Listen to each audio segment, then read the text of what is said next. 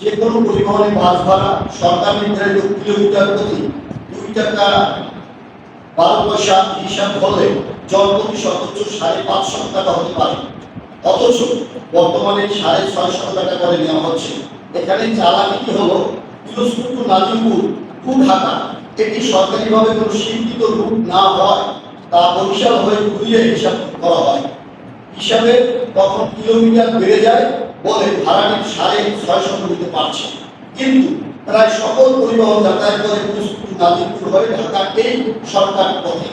আমাদের দাবি দীর্ঘদিন ধরে ব্যবহৃত পিরোজপুর বরিশাল ও পিরোজপুর খুলনা সহ আভ্যন্তরীণ 6টি রুটে কিলোমিটার হিসাবে ব্যত্যয় ঘটিয়ে বিগত সময় থেকে ভাড়া বেশি নেওয়া হচ্ছে। সত্যিকার হিসাব করলে পিরোজপুর থেকে বরিশালের ভাড়া 110 এবং পিরোজপুর থেকে খুলনার বাস ভাড়া 125 টাকার বেশি হবে না। পিরোজপুরের সকল রুটের বাস ভাড়া আমরা ঐক্যনির্মূল সহ সকল রুটের বাস ভাড়া চৌকিং করার জোর দাবি জানাচ্ছি। বাসে শিক্ষার্থীদের জন্য বাস ভাড়া নাম্বার 3 50% মৌকুফ হোক। বরিশাল, খুলনা, ঢাকা, চট্টগ্রাম, পাবনা সহ অনেক জেলায় এটি 30 থেকে 50, কোন জায়গায় 30%, কোন জায়গায় 50% মৌকুফ করা হয়েছে। উল্লেখ্য, এই দাবিটি সামনে আনতে পিরোজপুর খুলনা মহিষুরা মূলত তাদের মূল অফিস বাস মালিক সমিতির সভাপতি 2 মাস পূর্বে তাৎক্ষণিক সিদ্ধান্তে ছাত্রদের জন্য জনপ্রতি বাস ভাড়া 150 টাকার স্থলে 100 টাকা রাখার কার্যকর করেন। অনুরূপ আমরা সকল রুটে এটি কার্যকর বাস্তবায়ন হওয়া চাই। নাম্বার 4, পিরোজপুরে আভ্যন্তরীণ প্রায় সকল রুটে হেলপার এবং কন্ট্রাক্টরদের ব্যবহার যাত্রীদের সাথে গ্রহণযোগ্য পর্যায়ে নেই। এক্ষেত্রে মালিকদের আরো উদ্যোগী হতে হবে, কমানো এবং নাগরিক সেবা বৃদ্ধি করার জন্য আমাদের যুক্তিগুলো তাদের কাছে তুলে দেওয়ার ব্যবস্থা নিতে হবে। বারবার অভিযোগ দিলে তারা বলে ওই হেলপার অশিক্ষিত, এটা একটা দায় এড়িয়ে যাওয়া। তাদের নির্দেশনা ভরসা না থাকলে কোনো হেল্পার এবং কন্ট্রাক্টর দুর্ব্যবহার করার সাহস করতে পারে না।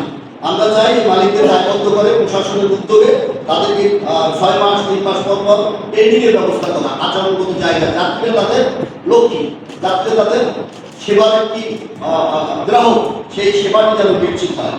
বা কর্মকার থেকে নৈরাজ্য সৃষ্টি করছিল, তখন গোপাল কৃষ্ণ টাউন ক্লাব মাঠে বিশাল নাগরিক সভার আয়োজন করে আলটিমেটাম দিয়ে বিআরটিসি চলাচল নির্বিঘ্ন করা হয়েছিল। তার ধারাবাহিকতা বিগত দিনগুলোতে যাত্রীদের কল্যাণে কথা বলা, মাঝে মাঝে মানববন্ধন আয়োজন করা, প্রশাসনকে স্মারকলিপি প্রদান করে ন্যায়ের পক্ষে লড়াই করে আসছে এই যাত্রী গণ সমিতি। প্রিয় সাংবাদিক বন্ধুরা, আমরা তাই থেকে প্রশাসনকে অবগত করা, প্রশাসনের মাধ্যমে তাদেরকে ডায়ালগে আয়োজন সকল সড়কে যন্ত্রতন্ত্র থামিয়ে যাত্রী তোলা নামানো, গাড়ি দাঁড় করিয়ে রাখার কারণে তেমনি দুর্ঘটনার হার কমবে। যেমন কদমতলা রুট থেকে আসা অটোযানগুলো কলেজের পূর্বেই কোথাও স্থান করার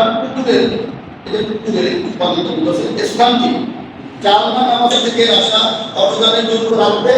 যে যেদিক থেকে আসবে তার কাছাকাছি একটি জায়গায় যদি স্থান করে দেওয়া হয় সরকারি উদ্যোগে, ওখান থেকে যাত্রী নিবে, ওখান থেকে যাত্রী তুলবে এবং পরিবহন করবে, তাহলে মূল যানজটটা কমে আসে। শহরে যান চলাচল একটি শৃঙ্খলার মধ্যে চলে আসবে।